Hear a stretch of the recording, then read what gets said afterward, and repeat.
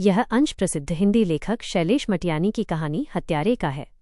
ये कहानी ब्राह्मण पुरोहित केवल पांडे और शूद्र हलिया किसन राम के बीच के जटिल, संवेदनशील और दुखद संबंध को दर्शाती है।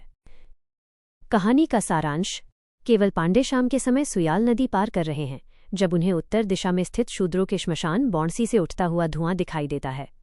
ये धुआं सूर्य के सामने एक धूमकेतु जैसा प्रतीत होता है और तुरंत ही उनके मन में एक गहरी आशंका उठती है कि उनका हलिया किसन राम मर गया होगा। आशंका के कारण उनके पैर लड़खड़ा जाते हैं और वे नदी पार करने के बजाय किनारे किनारे श्मशान की ओर लौटने लगते हैं।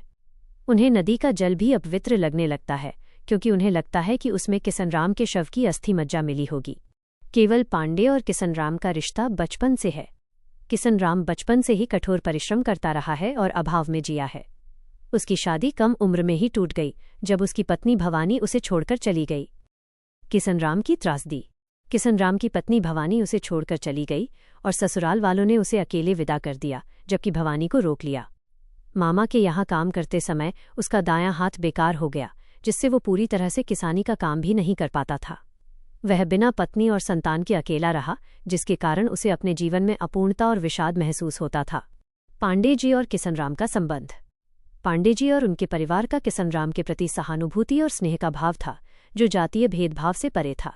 पांडे जी की माँ और पत्नी दोनों ने किसन राम के प्रति मानवीय संवेदना दिखाई। किसन राम पांडे जी को इष्ट देवता मानता था और उनसे शास्त्रों और सद्गति के बारे में प्रश्न पूछता था। वो ये जानकर बहुत चिंतित था कि बिना स्त्री संतान वाले लोग प्रेत योनि में भटकते हैं। उसे डर था कि उसकी आत्मा कहीं प्रेत बनकर उसकी पूर्व पत्नी भवानी या उसके परिवार को कष्ट न दे, जैसा कि उसने अपनी सौतेली माँ के साथ होते देखा था।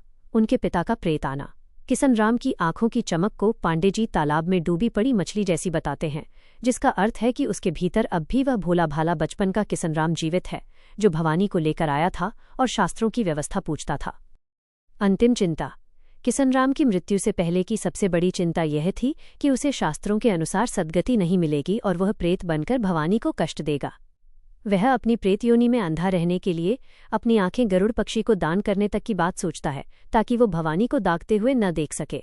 ये उसकी पत्नी के प्रति उसके गहन प्रेम, मोह और वैराग्य का चरम प्रमाण है।